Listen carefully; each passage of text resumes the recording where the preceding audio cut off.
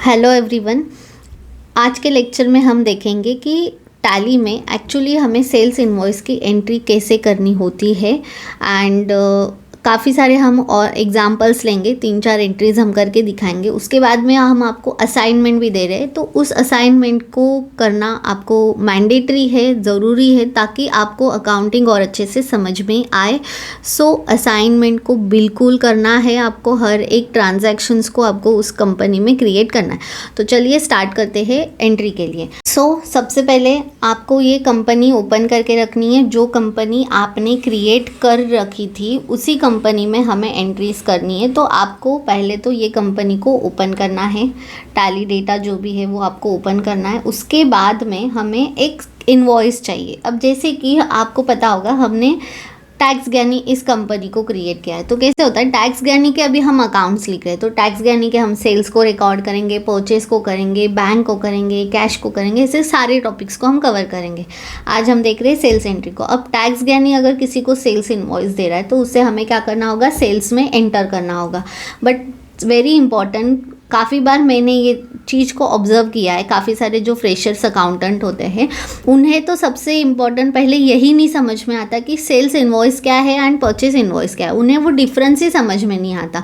तो जैसे कि अगर अभी आप स्क्रीन पे अगर आप देखोगे तो आपको यहाँ ऊपर सबसे पहले चेक करना है, टैक्स इनवॉइस लिखा होना चाहिए। अगर वहाँ पे प्रोफॉर्मा इनवॉइस लिखा है तो वो टैक्स इनवॉइस नहीं होता है। प्रोफॉर्मा इनवॉइस मीन्स आपको मान के चलिए किसी कंपनी में एक स्कीम होती है कि हमें एडवांस पेमेंट चाहिए, तो एडवांस पेमेंट के लिए proforma invoice is nothing but like a quotation.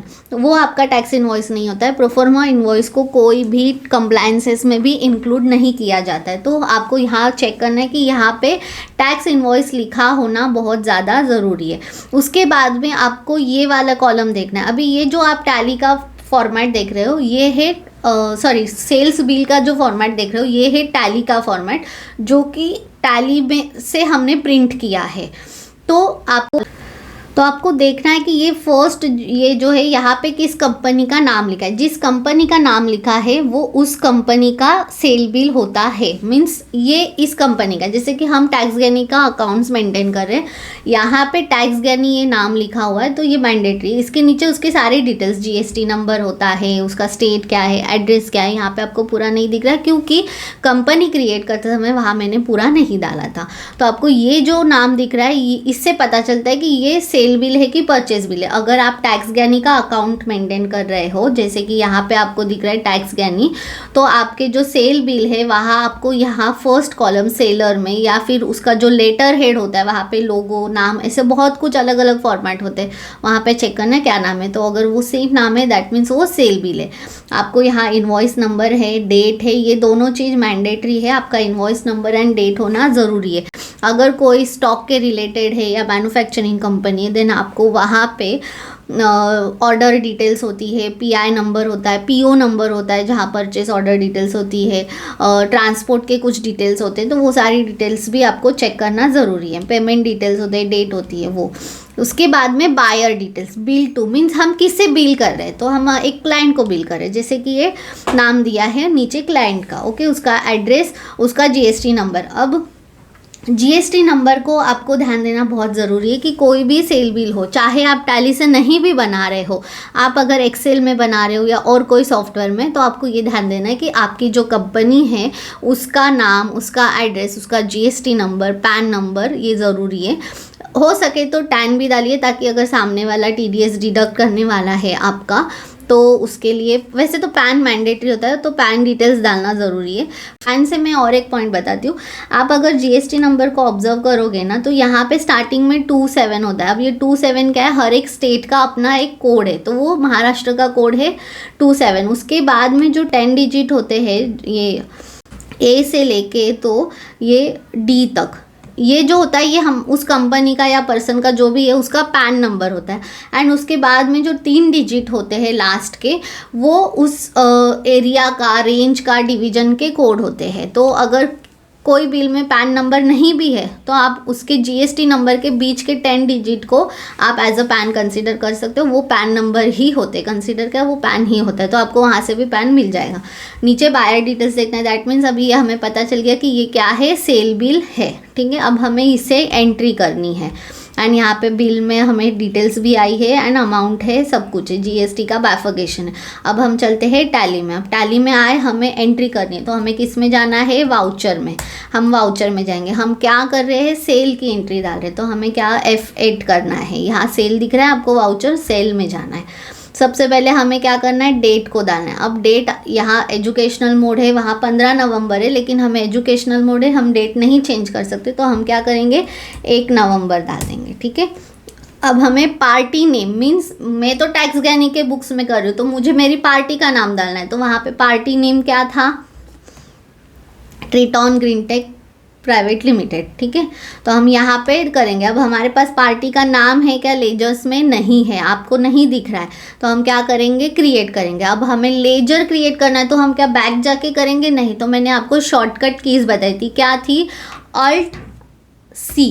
तो हम क्या करेंगे, क्रिएट लेजर पे आएंगे, या फिर अगर आप यहाँ पे नीचे है क्या, नहीं यहाँ नहीं है, ठीक है, तो हम क्या करेंगे, Alt+C करेंगे, तो हमें लेजर क्रिएशन पे आ गए हम। लेजर क्रिएशन ये दिख रहा है आपको, यहाँ ब्लू में लिखा हुआ, ये सेकेंडरी, यहाँ पे ये लेजर क्रिएशन। तो हमें क्या करना है, पार्टी का अकाउंट क्या नाम है, ट्रिटॉन ग्रीनटेक इनोवेशन प्राइवेट लिमिटेड, आपको पूरा लिखना है। मैं फिलहाल शॉर्टकट यहाँ अंडर, अभी मेरे लिए अगर मैं इसे सेल कर रही हूँ तो मेरे लिए वो पर्सन कौन हुआ, डेटर्स हुआ। क्यों, क्योंकि मैं सेल करूँगी, वो मुझे उसका पेमेंट करेंगे, तो मैं इसे किस में डालूँगी, सन्ड्री डेटर्स में। क्यों, क्योंकि हमारे वो क्लाइंट्स है, आपके हर एक क्लाइंट सन्ड्री डेटर्स में जाएंगे। Maintain bill bye bill, yes कर देंगे।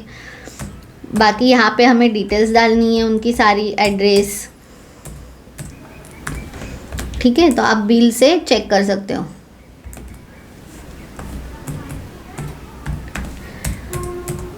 अब मैं यहाँ पे जीएसटी नंबर भी डालूंगी, ठीक है।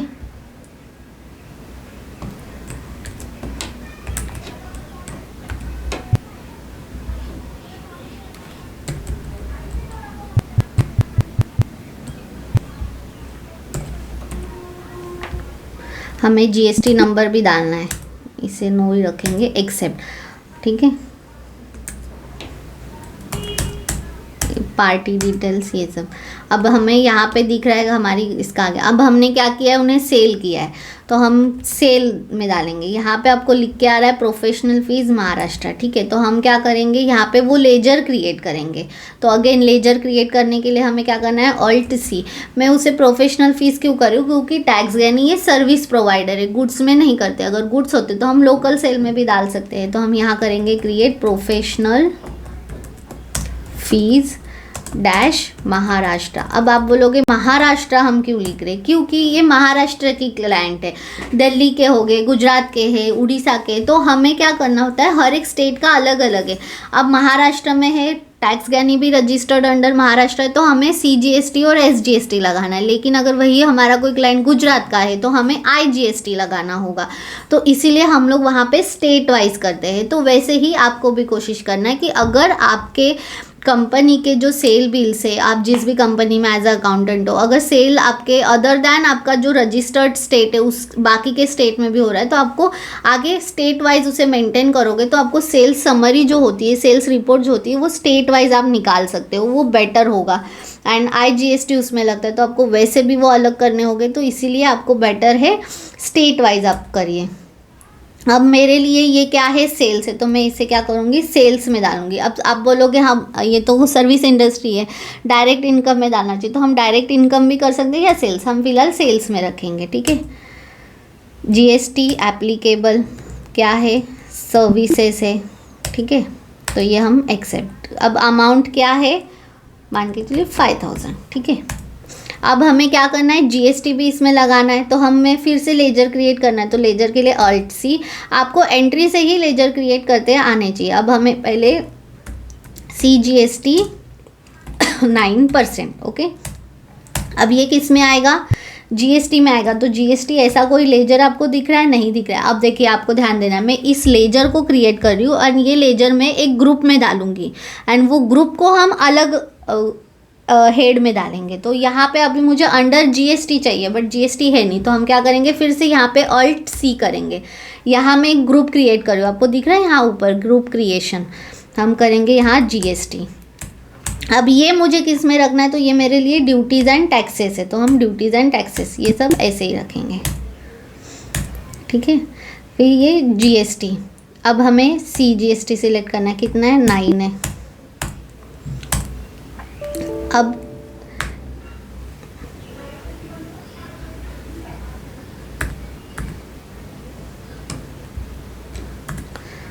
अब यहाँ पे वो ऑटो कैलकुलेट क्यों नहीं हुआ वो हम देखते हैं। तो हम इसे एडिट करना है मुझे इस लेजर में, तो कंट्रोल प्लस एंटर कीज दबाएंगे। यहाँ पे मैं सेल्स अकाउंट जीएसटी, यहाँ पे जीएसटी,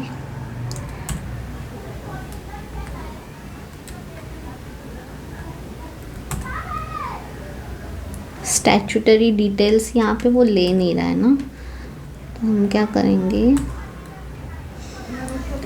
ठीक है, हम इधर से फ़िलहाल हम देखते हैं कितना होगा, 450, ठीक है। अब अगेन हम एक क्रिएट करेंगे S G S T. Actually ये ऑटो कैलकुलेट होता है बट वो क्यों नहीं आ रहा है मैं बताती हूँ आपको, उसकी अलग सेटिंग है। S G S T 9%। Again हम ये किस में डालेंगे, जीएसटी में। अब इसे बार बार क्रिएट करने की ज़रूरत नहीं है, एक बार तो हमने क्रिएट कर दिया, अब हमें इसे सीधा जीएसटी में डालना है। क्या है, एस जी एस टी 9, ठीक है। तो ये हो गया हमारा एंट्री कंप्लीट, ठीक है। अब ये एंट्री कंप्लीट। अच्छा, अब ये एंट्री की, लेकिन हमने यहाँ बिल नंबर नहीं डाला। क्यों नहीं डाला, क्योंकि ये ऑटोमेटिक आ रहा था, ठीक है। अब हमें क्या करना है, हमें उस वाउचर को भी अल्टर करेंगे और वो जो हमारा स्टैट्यूटरी रिपोर्ट है उसमें कुछ गड़बड़ है तो वो भी हम करेंगे। स्टैट्यूटरी रिपोर्ट के लिए कंपनी में जाके हम क्या करेंगे, फीचर्स जो F11 था उसमें हम जाएंगे। यहाँ पे आप देखिए जीएसटी हमने येस किया है बट हमने उसके नीचे कंपनी का जो रेट है इसे हमें क्या करना है, येस करना है, और यहाँ हम करेंगे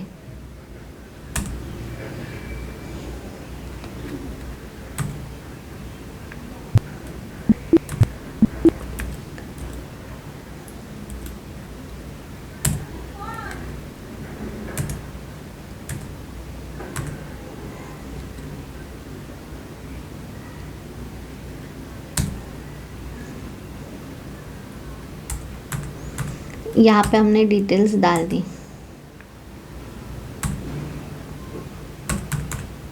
ठीक है। अब हमें करना क्या था, वाउचर, हाँ। अब हमें वाउचर को एडिट करना है क्योंकि हमें वहाँ सेल बिल डालने का ऑप्शन तो नहीं दे रहा था। तो हम क्या करेंगे, अल्टर में जाएंगे, यहाँ से हम क्या करेंगे, वाउचर टाइप में जाएंगे। हम कौन सी एंट्री कर रहे थे, सेल्स, सेल्स में जाएंगे। यहाँ पे एंटर करोगे तो आपको देखो यहाँ पे दिख रहा है सेल्स वाउचर टाइप, यस, ये ऑटोमेटिक है। तो आपको क्या करना है, मैनुअल करना है इसे, यस, ठीक है। तो वो मैनुअल ऑप्शन होगा तो आप टाइप कर सकते हो, ठीक है। अब हम वो एंट्री में जाएंगे तो हमें सेल्स रजिस्टर में भी दिखेगी या प्रॉफिट एंड लॉस में। तो मैं प्रॉफिट एंड लॉस में जा रही हूँ, सेल्स में हम जाएंगे। हमने ये एंट्री को अभी पास किया, इसमें आएंगे, इधर आएंगे।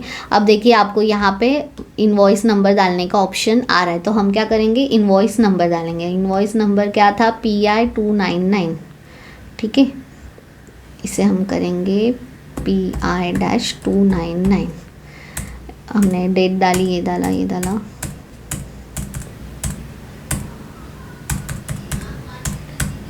यहाँ पे मैं समझो 10,000 करती हूँ। अच्छा, अभी हमें क्या करना है,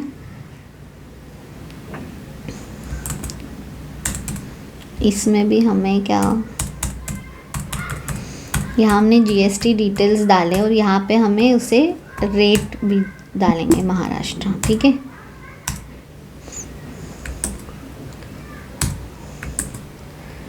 अब हमें इसे एडिट करेंगे।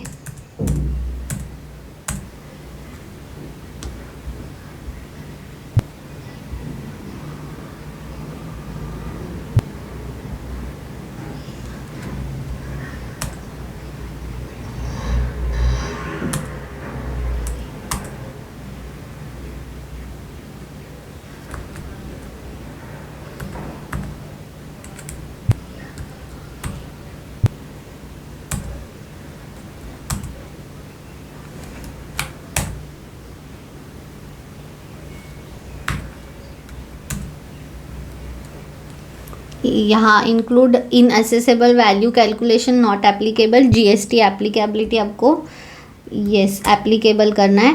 फिर यहाँ पे आपको सारे डिटेल्स डालने हैं, ठीक है।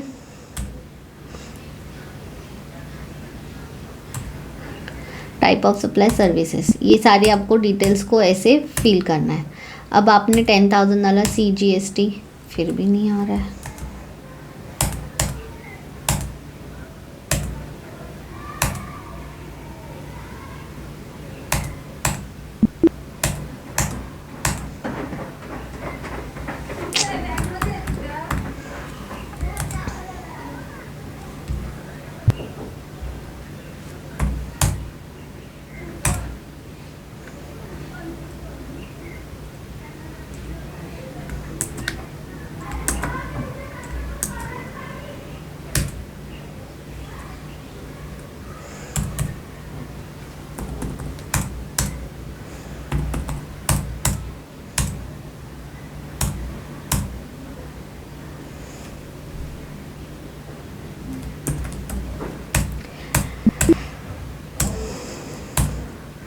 अभी हम और एक एंट्री पास करते हैं, Alt+A करेंगे। अब हमें यहीं से एंट्री में जाना है, हमने ये एंट्री तो पास किया, अब हमें और एक एंट्री पास करना है। तो हम क्या करेंगे, Alt+A एडिशन, यहाँ पे आपको ऐड था ना, ऐड वाउचर, ये देखिए नीचे, तो हम यहाँ से ऐड वाउचर करेंगे। सेल बिल अभी समझो हम डालेंगे PI-300, डेट सेम रखेंगे हमने इस नहीं। अब हम और एक लेजर क्रिएट करेंगे, मान के चलिए श्याम एंटरप्राइजेस, ठीक है।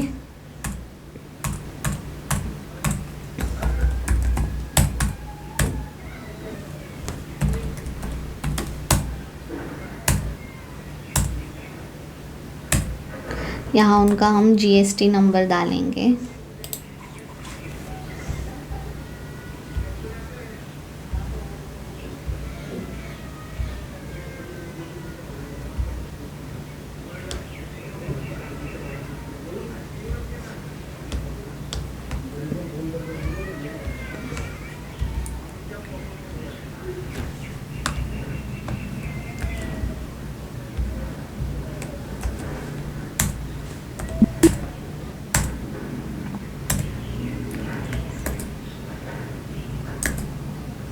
यहाँ अगेन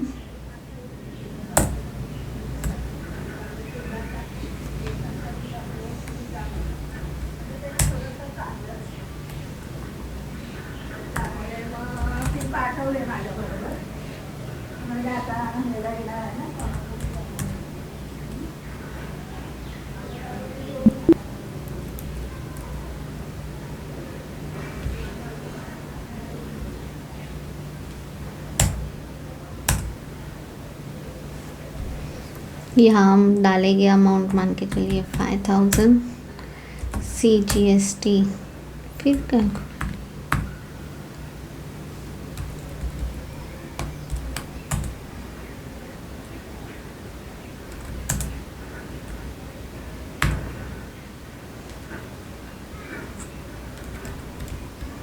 गड़बड़ हो गई है।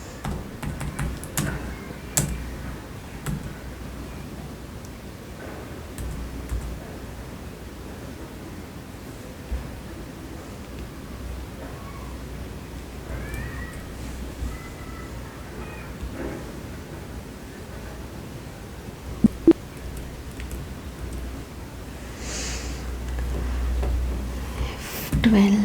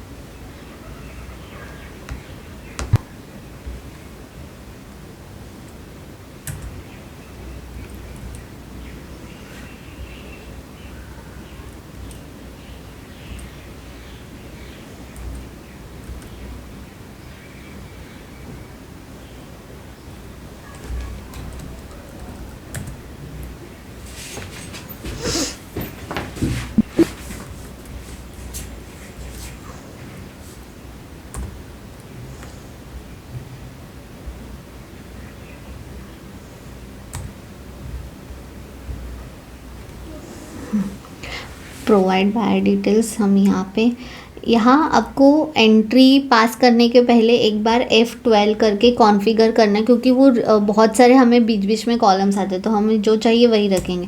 डिस्पैच ऑर्डर एक्सपोर्ट यहाँ एप्लीकेबल नहीं, तो हम इसे नो करेंगे। Bill wise detail for bill allocation, इसे आप येस कर दीजिए। Show list of bill for selection, इसे नो कर दो, इसे भी नो ही रखिए।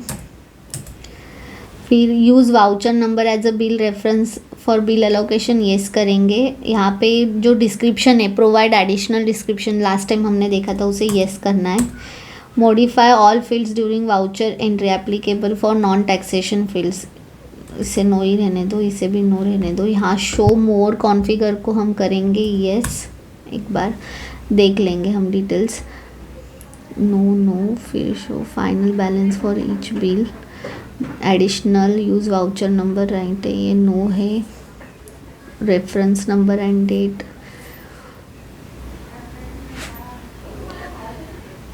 वाउचर नंबर एक्सिट, ये बराबर है, ये भी कोई इतने ही ऑप्शंस को येस रखना है। ठीक है, ये कंट्रोल ए, ठीक है। अभी हम यहाँ पे एक बिल डालते हैं, PI-300 पे मैंने सिलेक्ट किया।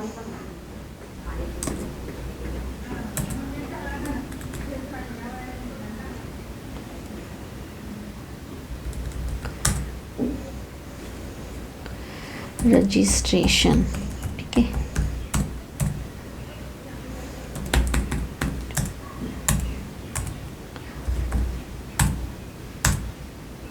क्यों नहीं कैलकुलेट कर रहा है ये?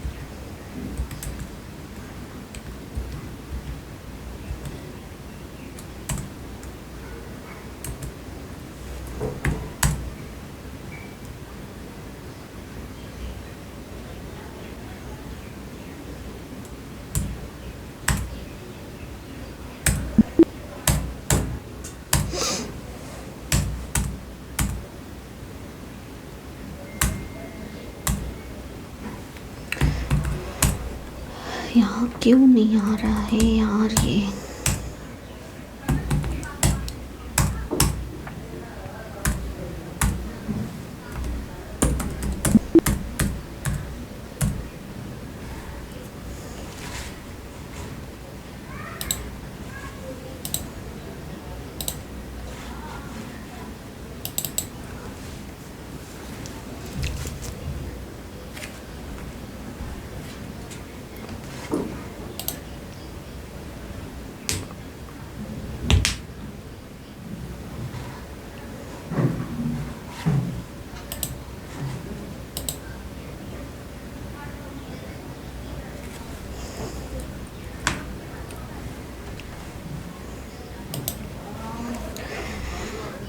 कि हम अभी यहाँ हम और एक बिल मारते हैं, जैसे कि हम वाउचर में जाएंगे, हमें सेल करना है, तो हम सेल पे सिलेक्ट करेंगे।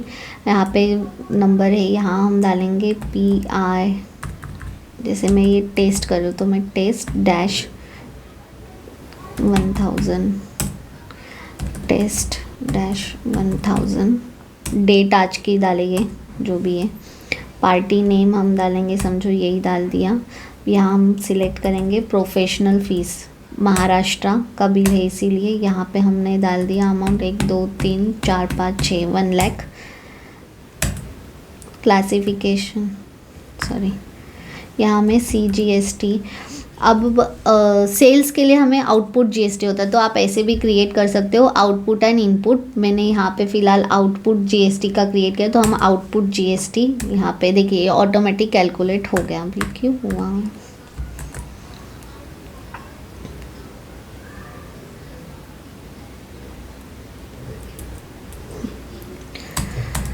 तो ये ऐसे ऑटोमेटिक कैलकुलेट हो जाता है। हमने 10 लाख का बिल, यहाँ पे हमें फिर करना है SGST, आउटपुट SGST 9%, ठीक है। तो इस तरह से आपको एंट्री पास करनी होती है। ओके, सो आई होप कि आपको ये सेल्स के एंट्रीज कैसे पास करने हैं ये समझ में आया होगा, एंड आपको प्रैक्टिस करते रहना है इस चीज़ की। अब हमने जो सेल्स पास किए उसे हमें अगर देखना है तो हम क्या करेंगे, डिस्प्ले में जाएंगे।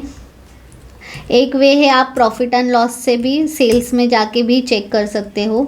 यहाँ डायरेक्ट इनकम में हमने ये सिलेक्ट किया था, यहाँ पे भी आप चेक कर सकते हो, या फिर अगर आपको रजिस्टर के थ्रू जाना है तो आप डिस्प्ले में जाना। डिस्प्ले में आपको अकाउंट्स बुक में सेल्स रजिस्टर में आपको जाना है, तो आपको ये सारी एंट्रीज यहाँ पे भी दिख जाएगी, मंथ वाइज भी, एंड आप इसको फिर कॉलमनर कर सकते हो। कॉलमनर करके आपको अगर प्रिंट चाहिए तो आप इसे प्रिंट ले सकते हो, एक्सपोर्ट कर सकते हो। प्रिंट के लिए क्या करना है, Ctrl+P करेंगे, PDF एक्सेल होगा। अगर एक्सपोर्ट करना है तो Alt+E करके भी हम एक्सपोर्ट कर सकते हैं। सो आई होप आपको सेल्स एंट्री समझ में आई होगी। हमने जो असाइनमेंट्स दिए उसकी प्रैक्टिस करते रहिए, एंड अगर फिर भी कुछ क्वेरीज है then do reach out to us.